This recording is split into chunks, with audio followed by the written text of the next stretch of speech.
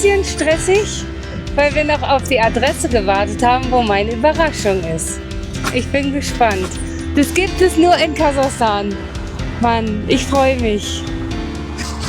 So eine schöne Torte für die Mädels als Dankeschön. Ihr Lieben, eigentlich wollten wir ja nicht mehr filmen, bis wir losgefahren sind. Aber Dimi hat ja hier noch einen Türken um die Ecke entdeckt. Ihr könnt euch gar nicht vorstellen, wie froh wir sind, wieder in Kasachstan unterwegs zu sein.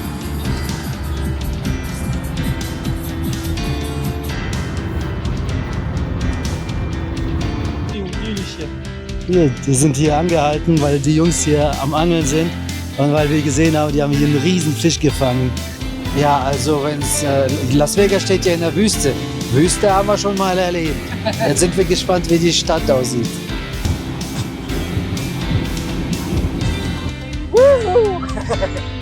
Alles voll mit Sand. Hi, wir sind Dima und Katrin auf unserem größten Abenteuer gerade hier in Kasachstan. Schön, dass du wieder dabei bist. Momentan stehen wir noch in Almaty, aber in den nächsten 2 Stunden werden wir Almaty verlassen. Und ich weiß genau, Dimi hat schon verraten, es wartet eine Überraschung auf mich und ich bin sehr gespannt. Und wenn du das nicht verpassen willst, Sie weiß noch nicht, was es ist. genau, ich weiß es wirklich nicht. Und wenn du das alles nicht verpassen willst, dann bleib einfach dran und schau dir das Video bis zum Ende an. Payahale!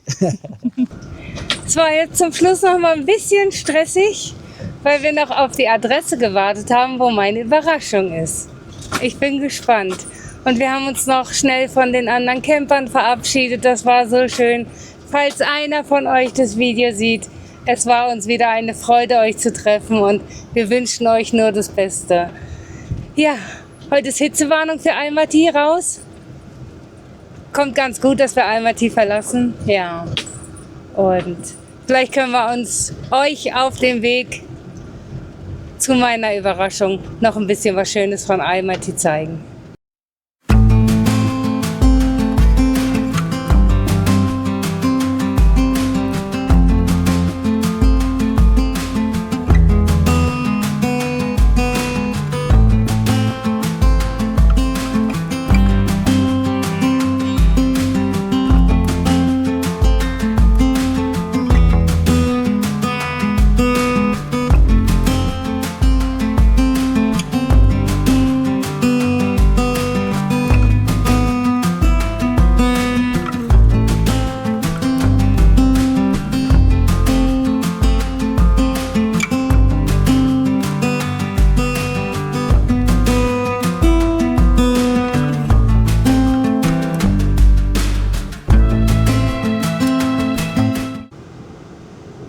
Also ihr Lieben, die Überraschung ist geplatzt.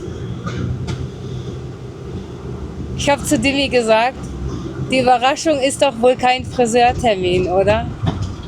Und weil er mich nicht anlügen kann, weiß ich, dass ich zum Friseur gehe. Wie cool. Galina, du kleiner Schlingel. Ihr beiden, hä? Einfach hinter meinem Rücken so was Schönes gemacht. Vielen, vielen Dank. Also Galina, du bist echt von so großem Wert für uns. Du hast uns bisher durch unsere Reise so emotional begleitet und du hast uns nachts ins Bett geschickt, wenn du gemerkt hast, wir sind zu lange wach und wir arbeiten zu lange oder ja, also du bist ein richtig wichtiger Teil unserer Reise geworden. Mit all deinen Tipps, mit all deinem Zuspruch und mit all deinem Humor. Und ich schicke dir ganz, ganz liebe Grüße. Jetzt bin ich gespannt auf deine Freundin. Tatsächlich. Und wir sind auch gleich da in 4 Minuten. Und das Jammern hat dann ein Ende, Leute. Und ich sehe nicht mehr aus wie Struppi. Ich freue mich.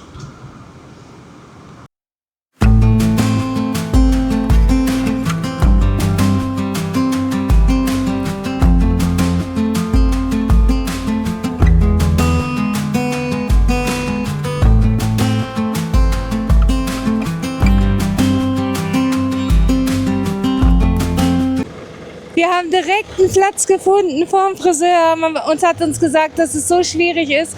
Aber vor uns stehen Leute, die haben im Auto gesessen. Die haben jetzt einfach Platz gemacht für uns.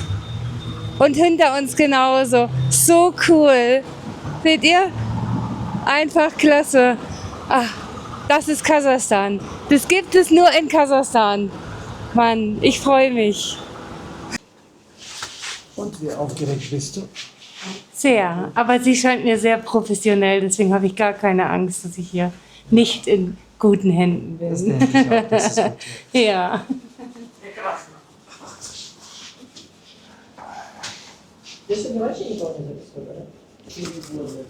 Ich finde, Katrins momentane Frisur ist der Wahnsinn. Ähnelt ein bisschen Donald Trump. Was ich an der ganzen Sache hier lustig finde, ist, dass ihre Frisur sich immer wieder ändert. Ja, wir probieren hier aus. Ja.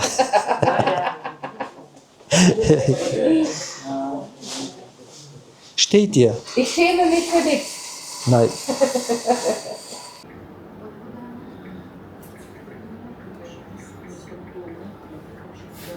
Was machst du da? Ich arbeite. Das neue Video muss ja heute raus. Ich finde, deine Haare sehen zauberhaft aus. Ja, während Katrin da drinnen sitzt und auf das Ergebnis wartet, oder bis die, oder darauf wartet, dass die Farbe, wie sagt man? Was macht die Farbe? Sich manifestiert am Kopf oder was? Ich weiß nicht, wie man das nennt. Auf jeden Fall gehe ich los und guck mal, dass ich den Mädels Kuchen besorge oder so als Dankeschön. Übrigens müssen wir nicht mal dafür was zahlen, sondern es ist ein Geschenk. Genau. Ich fühle mich ein bisschen schlecht dabei. Genau, die Frau nimmt sich Zeit und färbt Katrin die Haare und auch Material. Also wird dafür verwendet. Irgendwie fällt mir das schwer, das einfach so anzunehmen. Ich werde, glaube ich, später anbieten, dass wir das doch bezahlen. Weil, ja, Zeit ist Geld, oder? Die Leute müssen ja auch von was leben. Aber jetzt holen wir erstmal Kuchen für die lieben Damen.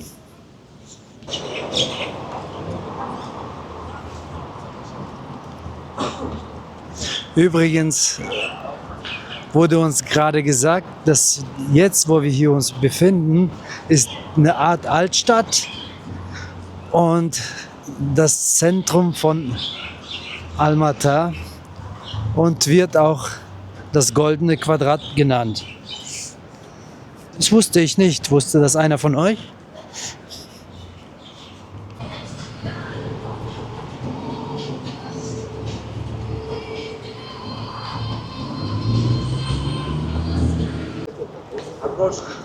Also das sieht doch sehr vielversprechend aus.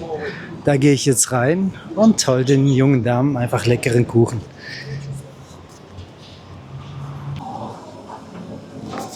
Also das sieht doch richtig gut aus, oder? Was davon würdet ihr denn gerne essen? Und das ist noch nicht alles. Denn hier geht es noch weiter. Und da vorne ist auch noch viel mehr.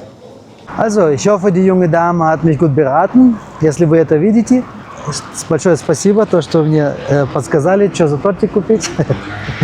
Я надеюсь, женщинам это понравится. Сейчас покажу. Also, ich zeige euch jetzt, was ich gekauft habe. So, einmal diese Macarons und so eine schöne Torte für die Mädels als Dankeschön. Ich muss sagen, Torte plus die Macarons, ungefähr 20 € ist okay, oder? Was meint ihr?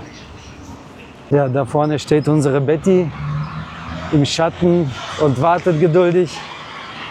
Ich hoffe, wir kriegen keinen Strafzettel. Wie ihr euch vielleicht erinnern könnt, ist es für Ausländer nicht so einfach, die Parkgebühr hier zu bezahlen. Ich hoffe, wir kriegen keine Strafe. Also, wer schöne Haare haben möchte, kommt gerne hier vorbei. Sehr nette Mädels und kompetent. Kompetent ist richtig. Auch wenn der Eingang nicht so aussieht, als wäre hier so ein guter Friseur. Doch, ist es. Es ist doch so.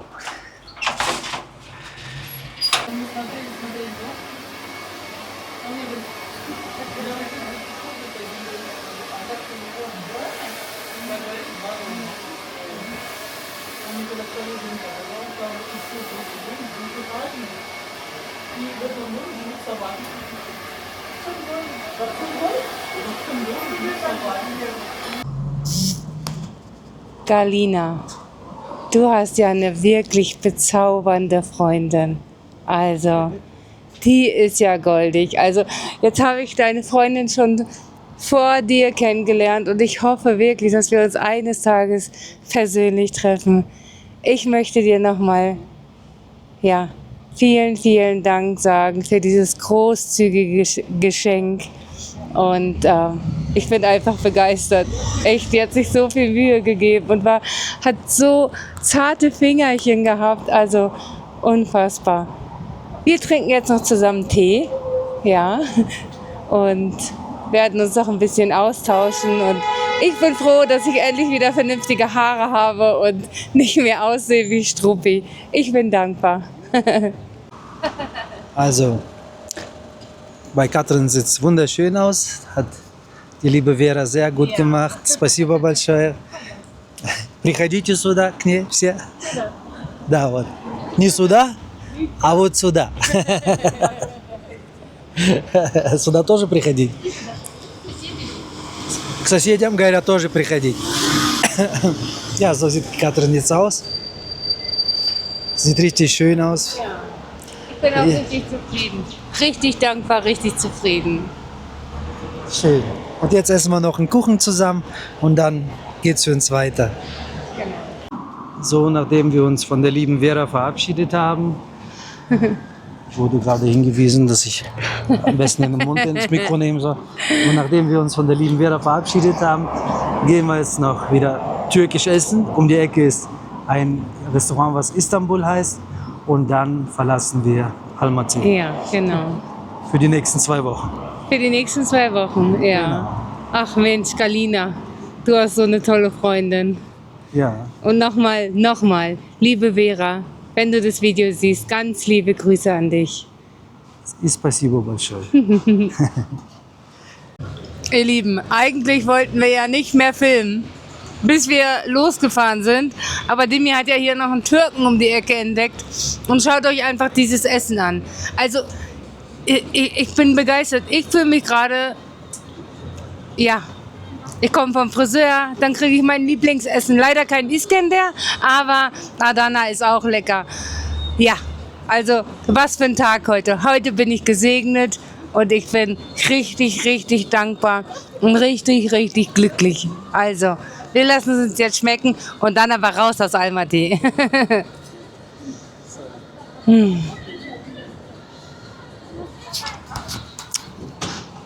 Ja, Herr Jesus, wir danken dir vom ganzen Herzen für diesen gesegneten Tag und für das wunderbare Essen. In deinen wunderbaren Namen, Herr. Amen.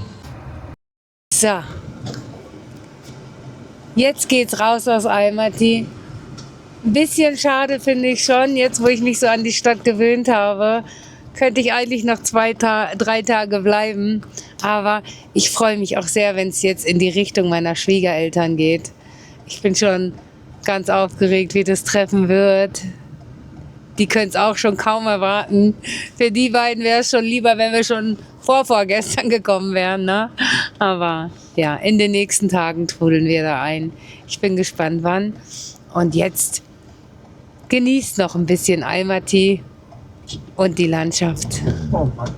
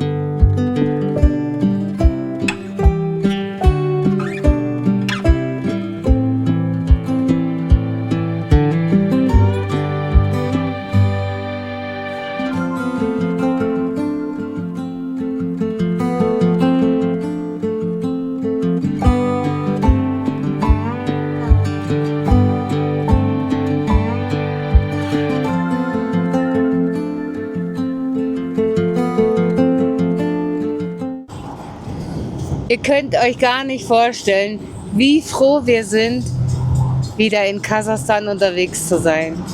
Dass wir jetzt keinen Stillstand haben, sondern einfach auf der Straße sind und fahren und fahren und fahren. Ah, das ist so schön.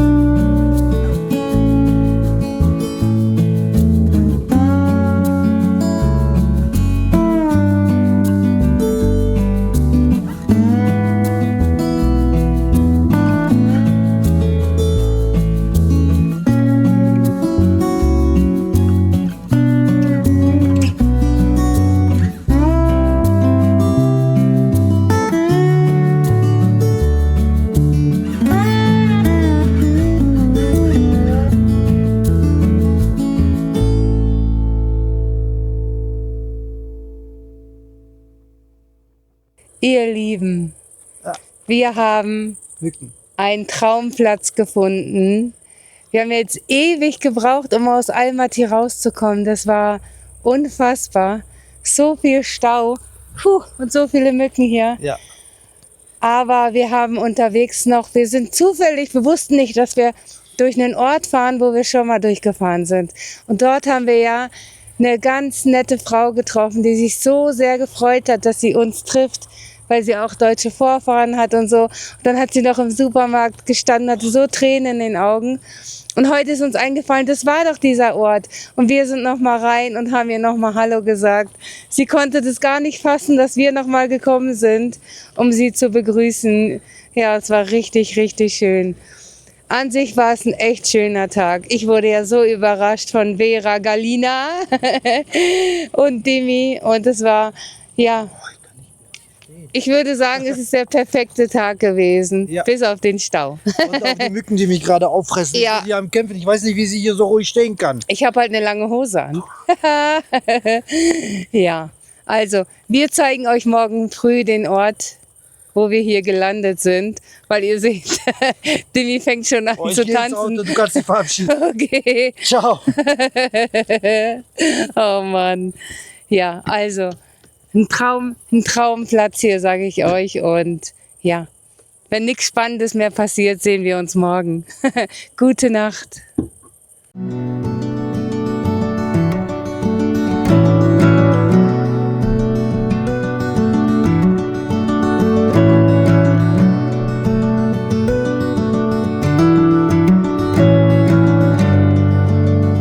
Einen wunderschönen guten Morgen, ihr Lieben. Wir stehen hier an einem wunderschönen kleinen See. Oder wie würdest du es nennen? See, oder? Ist schon ein kleiner See. Hat er den Namen verdient, oder? Ja, hat er verdient.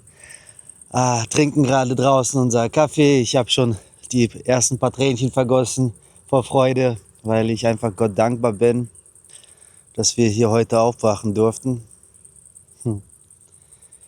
Ja, echt klasse. Ich zeige euch mal, wie es hier ausschaut. Also wir haben, gestern Abend kam ein junger Mann. Anscheinend kostet es hier so ungefähr umgerechnet 14 Euro zu angeln. Und einfach zu übernachten kostet 3 Euro. Ja, 6 Euro. 6 Euro. Ja, 14 Euro angeln, 6 Euro übernachten. Der hat uns auch eine Quittung ausgestellt, das war jetzt kein Betrug oder so. Also ich weiß nicht, ob ihr das sehen könnt. Hier ist wie so eine Art Weihnachtsbaum.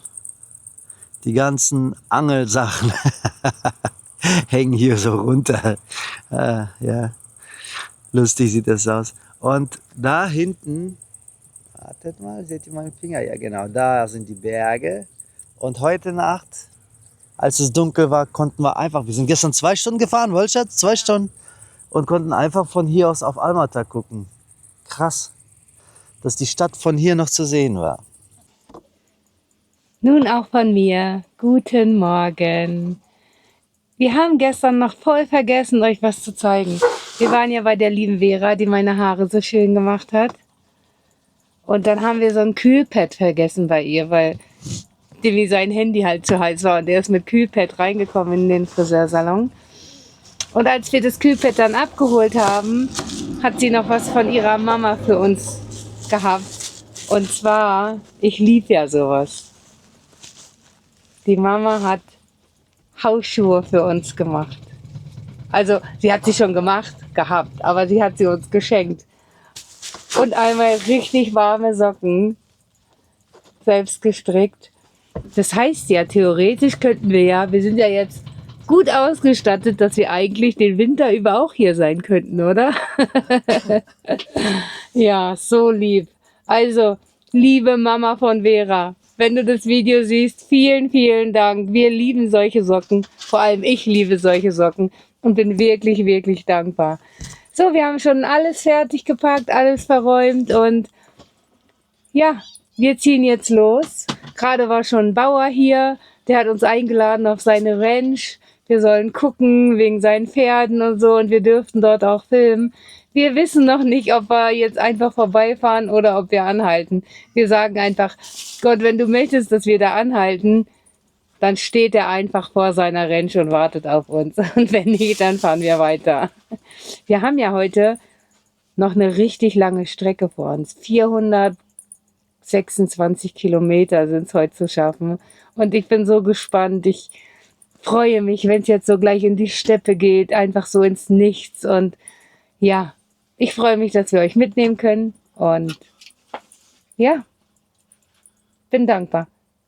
Du und Payachale, genau.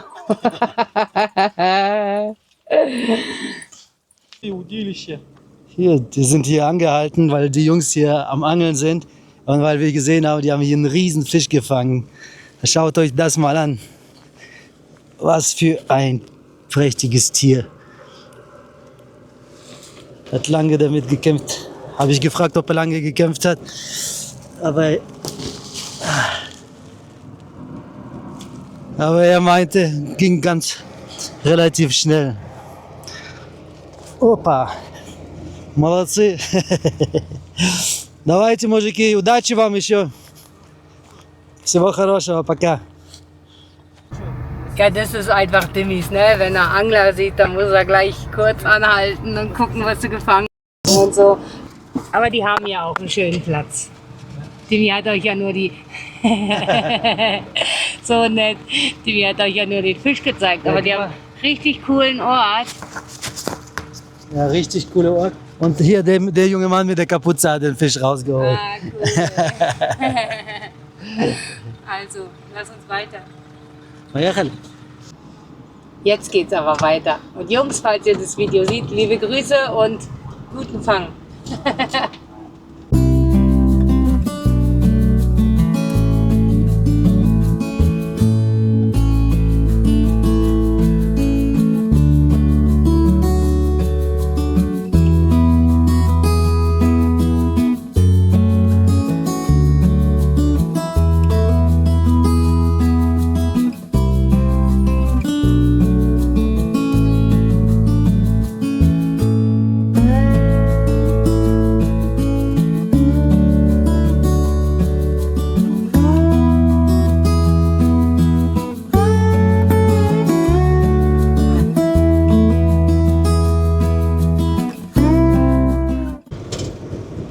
Also seitdem wir ja in Kirgisistan waren und so überrascht waren, dass es überall diese Handpflanzen gibt, jetzt durch Zufall sehe ich sie überall in Kasachstan, hier in der Steppe. Hier ist wieder alles voll, wie lustig. Und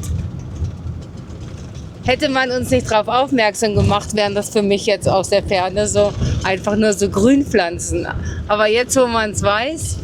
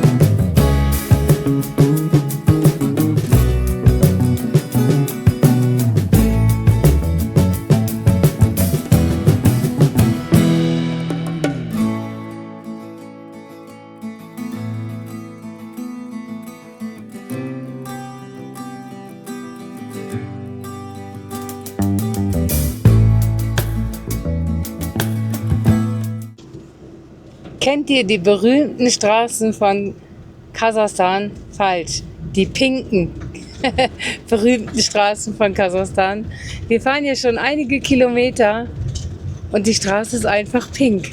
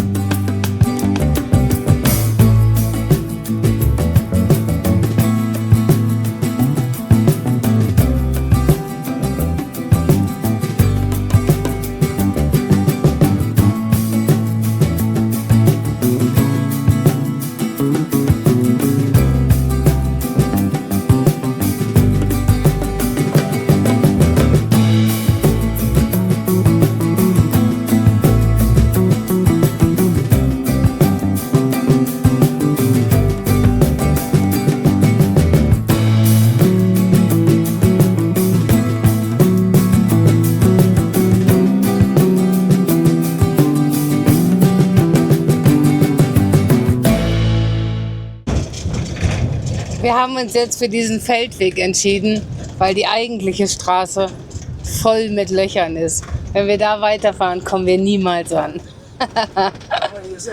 Aber hier ist auch nicht besser, hier ist richtig sandig. Also, Pest oder Cholera, können wir uns aussuchen.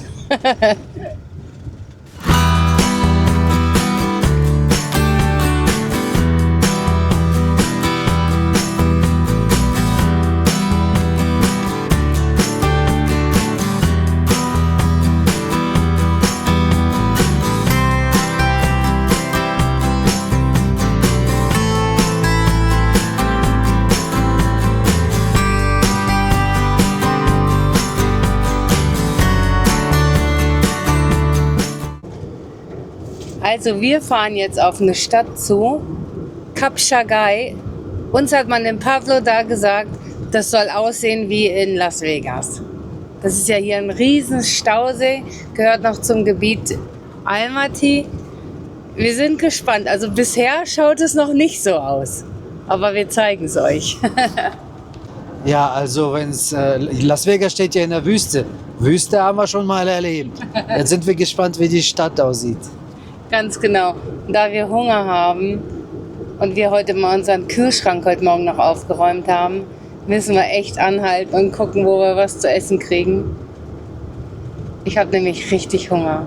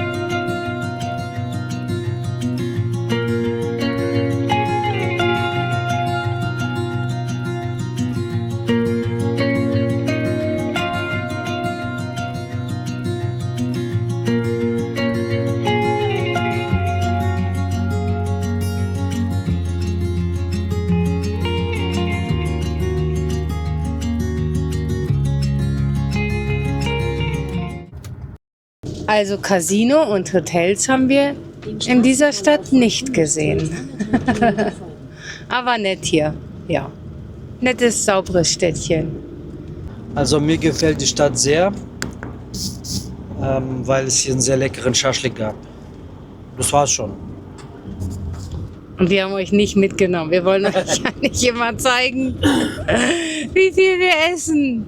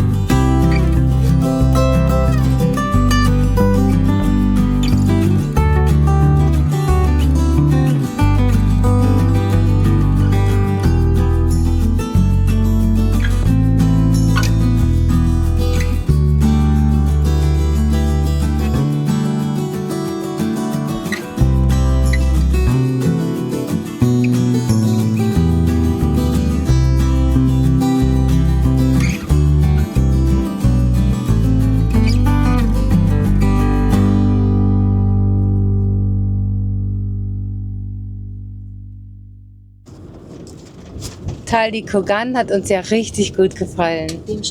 Aber unsere Route führt nicht durch Tal di Kogan, sondern um Tal di Kogan vorbei.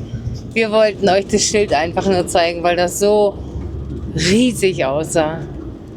Ich weiß auch nicht, wie lange wir jetzt noch fahren. Wir haben jetzt schon 18 Uhr. Ich denke mal noch eine Stunde, oder? Ja. Eine Stunde und dann werden wir uns auch einen Schlafplatz suchen. Ja. War ein langer Tag heute. Ein langer Fahrtag. Ihr Lieben, nach einem ewig langen, aua, das piekt, ewig langen Fahrtag haben wir unseren Schlafplatz gefunden. Wir sind wieder in der Steppe und es riecht einfach so schön. Oh Mann, ich habe es so vermisst. Kirgisistan war mega, wir hatten Traumplätze, aber die kasachische Steppe ist einfach einmalig, oder?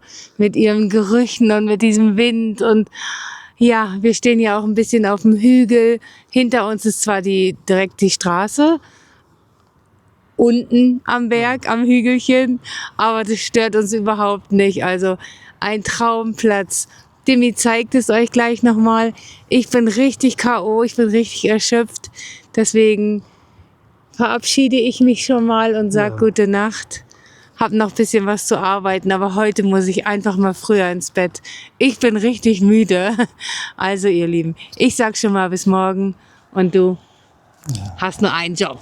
Zeig den Leuten, wo wir stehen. Genau.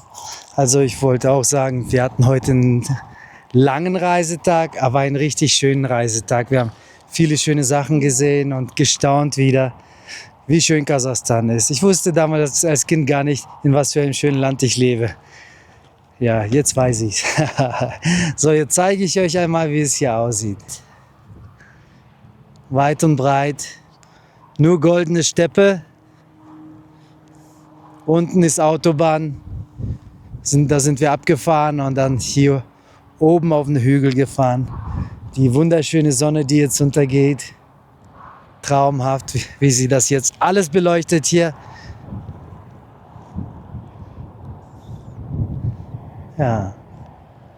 Und wir stehen hier einfach auf dem Hügel und dürfen heute hier den Tag ausklingen lassen. Ich freue mich. Genau. Also, auch von meiner Seite, wenn heute nichts mehr passiert, sage ich jetzt gute Nacht und ich freue mich schon auf morgen. Also, ciao, ciao.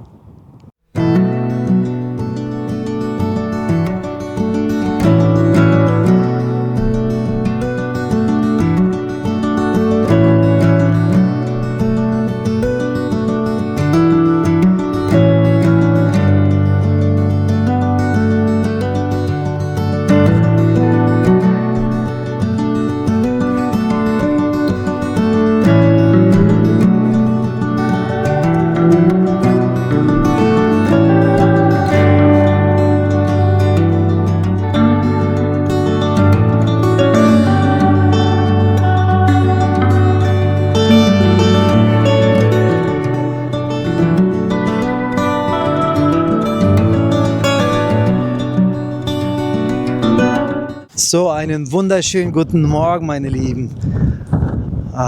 Wir haben wunderbar geschlafen. Der Tag ist wunderschön. Ja, Katrin hat gerade gesagt, sie weiß nicht warum, aber irgendwie schlafen wir in der Steppe ganz friedlich und ganz tief und fest. Also wir fühlen uns viel erholter, wenn wir aufstehen. Wir waren auch heute relativ früh wach, aber total ausgeschlafen, total erholt. Heute Nacht war es auch schön kühl. Wir haben 2, 3 Fenster offen gehabt. Da ging ein kleiner Windhauch rein und ich musste mich sogar zudecken, dass es nicht ganz kalt ist. Ja. Also ich habe auch ganz, ganz gut geschlafen. So, wir sind gut gelaunt. Wir sind voller Tatendrang und starten gleich in den Tag. Aber einen Gedanken möchte ich mit euch gerne mal teilen, den ich habe mir gestern ein bisschen Zeit genommen, als die Sonne unterging, habe mir so mich umgeschaut, ja, und habe mir diese Steppe hier angeschaut, wie die Sonne das beleuchtet hat. Das war so richtig schön golden, hat das ausgesehen. Ja. Und schaut euch diese Weiten an. Und ich ich bekam gestern einen Gedanken. Und zwar, seht ihr die weite Steppe an, also die Weite der Steppe und wie viel Gras und Grashalme es gibt.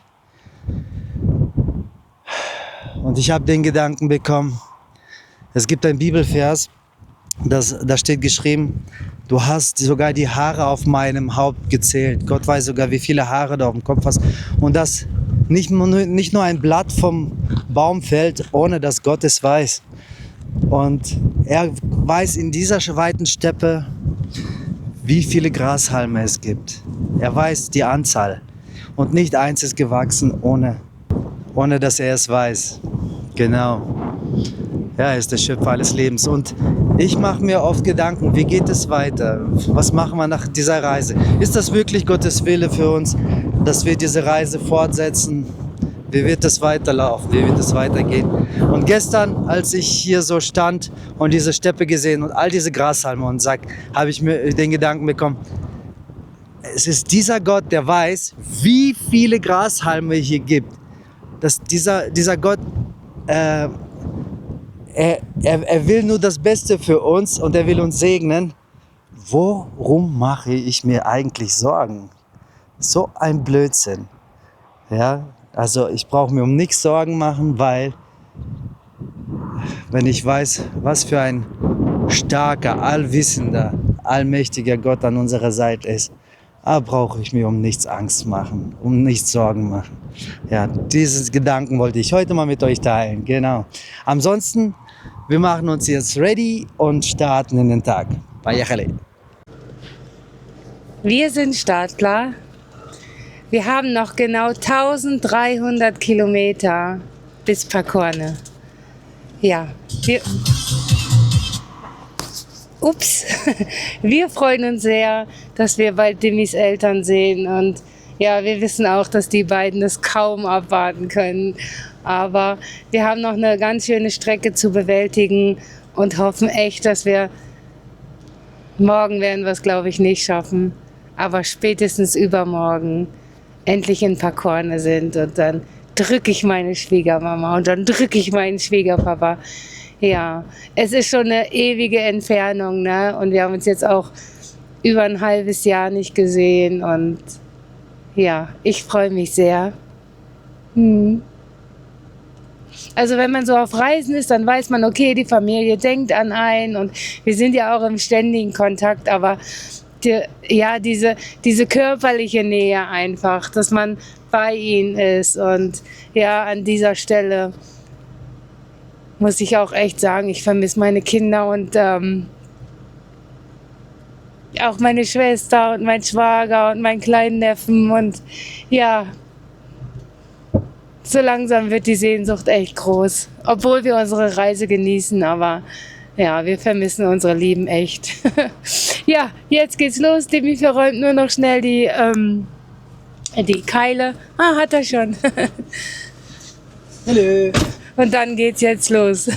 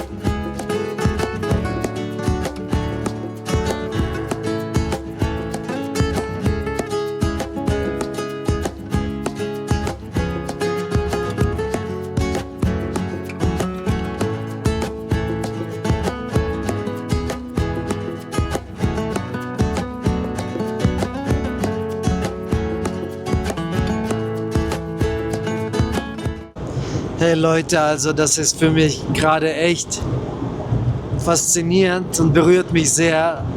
Ich weiß, es ist auch ein bisschen grün hier, aber es ist trotzdem total, für mich ist das eine Wüste, die ich hier sehe, Wüstensand.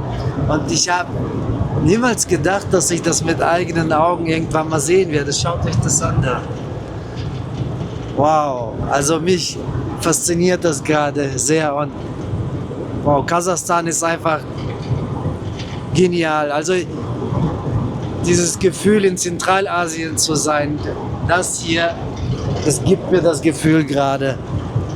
Ja, und dieses Abwechslungsreiche in Kasachstan, das ist einfach nur faszinierend. Und jetzt, heute, das hätte ich niemals gedacht, dass wir durch ein Gebiet fahren, wo einfach so viel Sand und wüstenartig ist.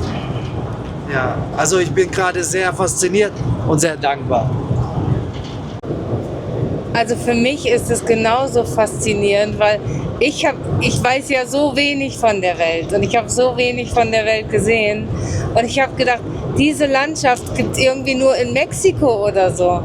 Ich hätte nie damit gerechnet, dass wir das auch in Kasachstan sehen werden und heute auch dürfen, ne? Also es ist unglaublich. Es ist hier weit und breit gar nichts. Links und rechts wirklich nur Wüste mit diesen Büschen obendrauf. Und dann diese geteerte Straße, also ich habe gar keine Worte dafür, also es ist unglaublich. Also ihr seht ja, dass wir viel fahren müssen, aber das macht uns irgendwie nicht so viel aus, weil es gibt so viel zu sehen, dass man immer wieder mal staunt und es wird einfach nicht langweilig.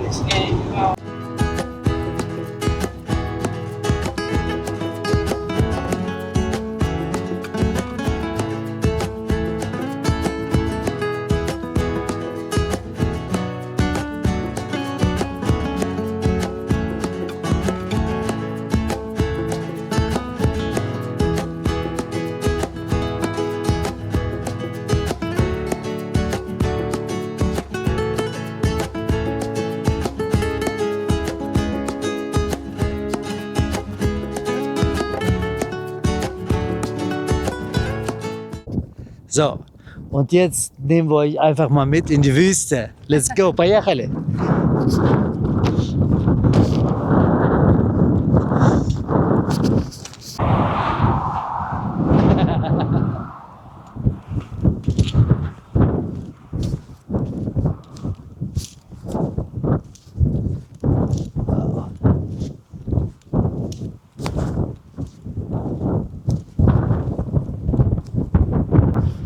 Das ist echt heftig. Jetzt schaut mal, da hinten ist es grün. Da weiden Tiere. Also richtige Oase da unten. Und hier ist einfach Wüste. So ein krasser Übergang. Das sieht richtig cool aus. Zeig mal, wie fein der Sand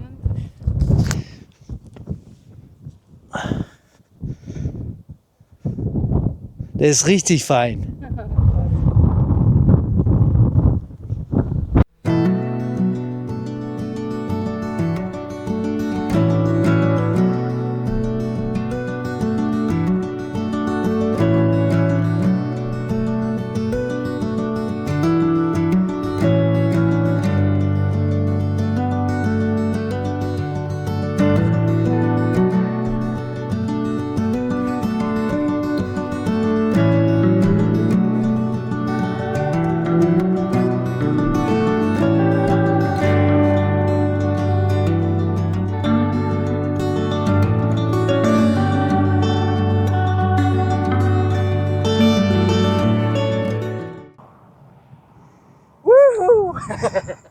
Alles voll mit Sand.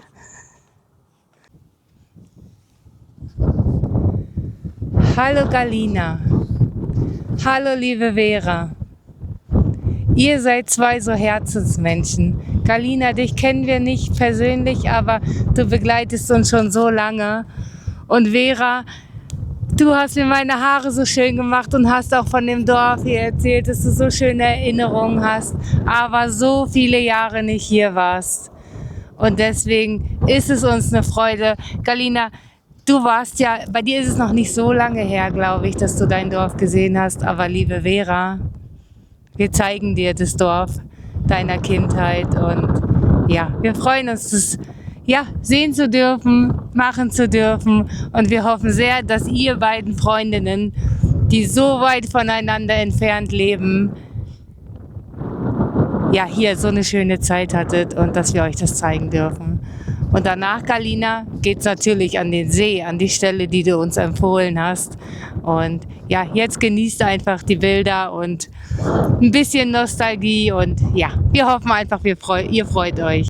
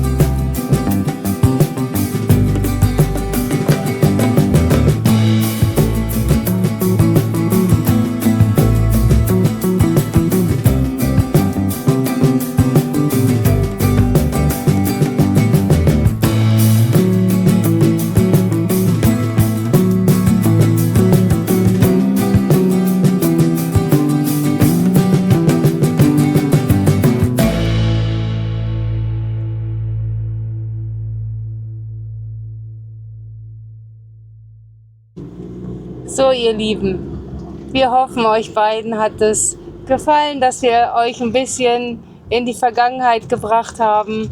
Und ja, es ist ein kleines, schnuckeliges Dorf, deswegen ging es auch relativ schnell.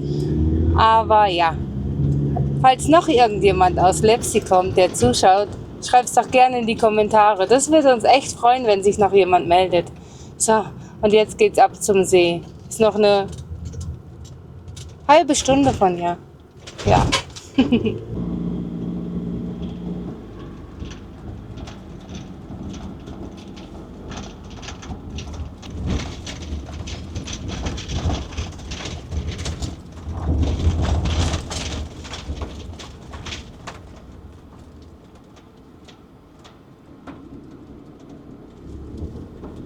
Also ihr Lieben, wir sind jetzt an Balchasch, kurz nach Lepsi, und wir stehen hier bei Hallo.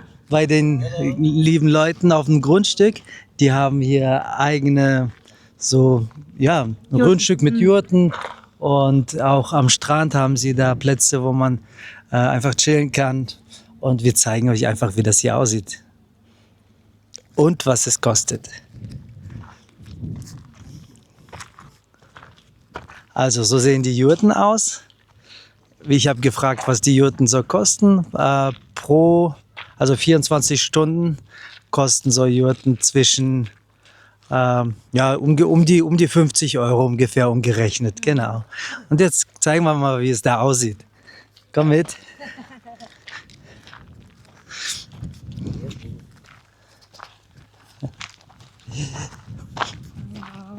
Wir filmen mal rein. Ich gehe nicht rein wegen Schuhen. Oh, wow. Willst du mitnehmen, mein Schatz? Cool, guck mal. Ja, und so sieht das aus. Oh, ist das schön kühl hier drin. Ist kühl? Ja. Ja, hier kannst du echt mit der ganzen Familie drin schlafen. 2, 4, 6 Betten. Da kriege ich ja Lust, einmal wahrscheinlich Und ein Tisch. mal zu erleben. Cool. In der Jurte zu übernachten. Cool, oder? Ja. Wow.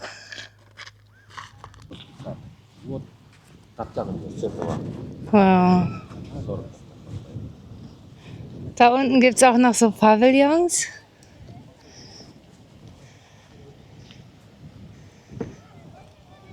Ja, hier ist auch einiges los, würde ich sagen. Die kann man, glaube ich, auch mieten. Ich habe jetzt nicht zugehört.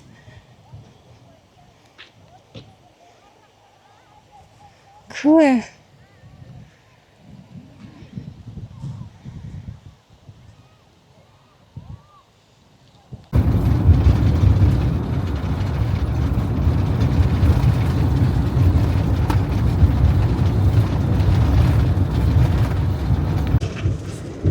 Wir haben uns ja ein bisschen gewundert, warum der Mann an der Jurte gesagt hat, wir sollen über Tal di Kogan fahren.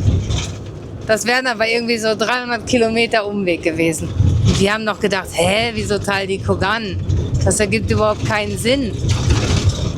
Ja, jetzt wissen wir warum. 114 Kilometer. So. Hört sich gut an, oder? Jetzt geht's. Ja, jetzt geht's. Vorführeffekt. Aber so sehen wir wahrscheinlich auch Straßen, die nie im Leben ein Tourist sieht. Oder? Ja. Unglaublich. Aber auch schön. Es hat was Romantisches. Wüstenromantik.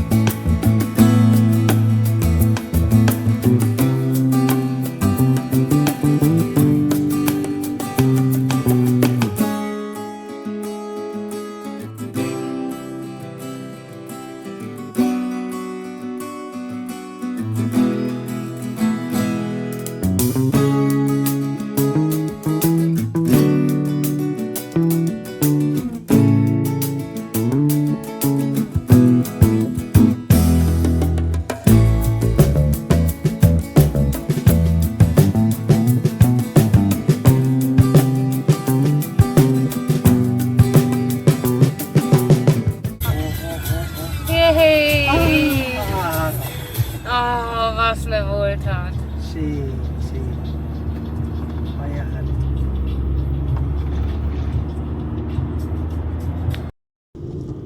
Nach 3 Stunden haben wir endlich Asphalt erreicht.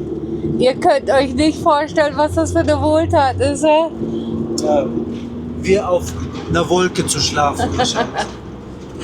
Also das war ja ein Weg. Meine Herren, meine Herren. Ich dachte, diese Straßen hätten wir in Kirgisistan hinter uns gelassen, aber dem war nicht so. Aber jetzt müssen wir echt Strecke machen, weil wir haben immer noch 1022 Kilometer zu machen. Übrigens sind wir in Kolbei. Keine Ahnung. Waren wir nicht Ski schon mal? Haben wir nicht gegessen? Nein. Ist das nicht da, wo du das Wasser gepumpt hast? Keine Ahnung. Das sieht so ähnlich aus. Dann könnten wir uns Wasser wiederholen. Wir brauchen nämlich Wasser. Was, Marc? Doch, ich glaube, hier waren wir schon mal. Hier haben wir doch gegessen. Ja, und gegenüber haben wir Wasser Den Kartoffelpüree haben wir gegessen. geholt. Jetzt lass mal schauen, ob ich das noch da.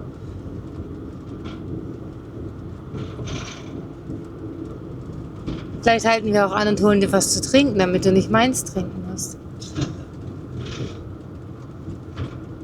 Da ist die Pumpe. Haha, wie cool. Hier waren wir einfach schon mal. Hier haben wir gegessen. Ja.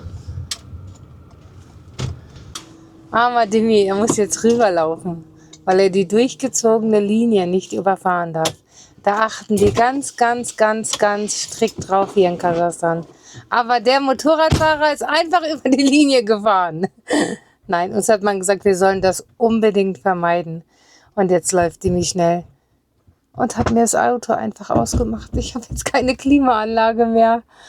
Und diesmal muss er pumpen, nicht ich. Ich weiß nicht. Vielleicht erinnert sich ja jemand von euch daran, wie ich da gestanden habe und gepumpt habe. Genau in diesem Ort sind wir wieder.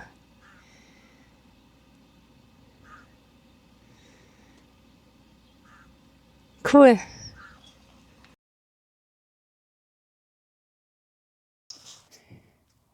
Ihr Lieben, das war heute ein langer Tag, echt. Das haben wir gestern schon gesagt, aber heute war es noch viel länger. Wir haben heute echt Kilometer runtergerissen, das könnt ihr euch nicht vorstellen. Leider nicht genug, sodass wir morgen schon Dimis Eltern erreichen würden. Aber ist nicht schlimm. So kommen wir, denke ich, am Sonntag an. Heute ist ja Freitag. Und ja, wir sind jetzt einfach abgefahren von der Straße. Die meiste Zeit war nur Leitplanke und auch so Zäune, damit die Tiere nicht auf die Straße laufen. Es war echt schwierig, irgendwo anzuhalten. Und die Sonne geht jetzt gerade unter. Und deswegen haben wir gesagt, die nächste Möglichkeit fahren wir jetzt einfach ab. Macht gar keinen Sinn, noch länger zu fahren, weil im Dunkeln ist es total gefährlich, dann von der Straße abzufahren in die Steppe. Wie ihr gesehen habt, es gibt ja eine Menge Salzseen, so ausgetrocknete. Und wir sind schon mal in so einem stecken geblieben. Und deswegen wollten wir das nicht riskieren. Ja, Dimi macht jetzt noch schnell ausrichten, die Keile. Und dann machen wir uns schnell was zu essen und gehen auch schlafen. Wir sind echt K.O. Ja, also ihr Lieben, wenn nichts Spannendes mehr passiert, sehen wir uns morgen. Und ja, wir sind dankbar für diesen Platz. Der ist echt schön.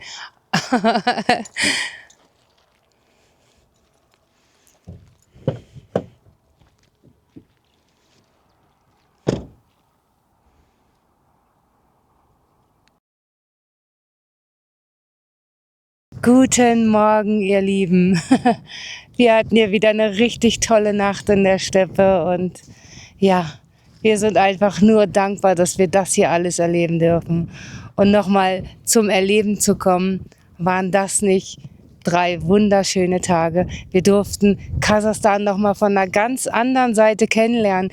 Diese Wüstenlandschaft und dann diese goldene Steppe und diese rosane Straße einfach. Wir hoffen sehr, dass das auch im Video so rüberkam.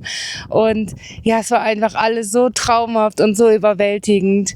Ja, und wir sind auch dankbar, dass wir euch auf dieser Reise mitnehmen durften. Ja, leider sind wir schon wieder am Ende des Videos angekommen und wie ihr wisst, an jedem Ende des Videos wollen wir euch segnen. Ja, also ich bin wirklich dankbar für dieses Video. Ja. Ich bin dankbar für meine Frau. Ich bin dankbar für unsere Reise. Und wir kommen jetzt zu der Segnung. und es geht um Dankbarkeit. Mhm. Und zwar habe ich aufs Herz bekommen, was über die Dankbarkeit zu erzählen. Und zwar, als wir den einen Morgen am See, ihr habt es gesehen, aufgewacht sind, habe ich Gott angefangen zu danken für das, was er uns gegeben hat. Und in diesem Moment fühlte es sich an, als würde tatsächlich Dankbarkeit hineinfließen, dass es nicht nur ein Wissen ist, sondern auch ein Fühlen ist. Und zwar ist es oft so bei uns im Leben, und zwar bei jedem Einzelnen, sogar bei mir, und was heißt sogar, auch bei mir und auch bei Katrin, bei jedem Einzelnen, egal wie tiefgläubig man ist, es ist eine Sache der Perspektive. Wir haben alle was Schlechtes im Leben. Wir erleben täglich negative Sachen. Wir haben täglich Menschen um uns herum, die manchmal uns zum Verzweifeln bringen. Und Dankbarkeit ist dann nicht so einfach, aber Gott liebt ein dankbares Herz. Und was meine ich mit Perspektive wechseln? Wenn wir auf gewisse Menschen oder gewisse Taten oder gewisse Weltgeschehnisse schauen, dann füllt sich unser Herz mit Bitterkeit und Furcht und so weiter. Aber wenn wir unsere Perspektive ändern und uns einfach hinsetzen und uns Zeit nehmen, um einfach darüber nachzudenken, wenn ich das jetzt ausblende, was hat Gott mir alles gegeben? Er hat mir eine tolle Frau gegeben, er hat mir Kinder gegeben. Klar diskutiere ich mit diesen Kindern ab und zu, aber im Endeffekt, wir haben mit diesen Kindern tolle Zeit erlebt. Wir lieben sie, die lieben uns und so weiter und so fort. Einfach sich Gedanken machen, was Gott einem gegeben hat und einfach sich die Zeit zu nehmen und sagen, Jesus, ich danke dir dafür. Ich danke dir dafür und ich danke dir dafür und ich danke dir dafür. Und ihr werdet sehen, wie auf einmal der ganze Frust wie rausgespült wird aus eurem Herzen. Das ist wie, als würde Gott von oben Wasser in euch hineingeben, klares Wasser, und alles, was braune, was abgestanden ist, was so trüb ist, das wird alles rausgewaschen.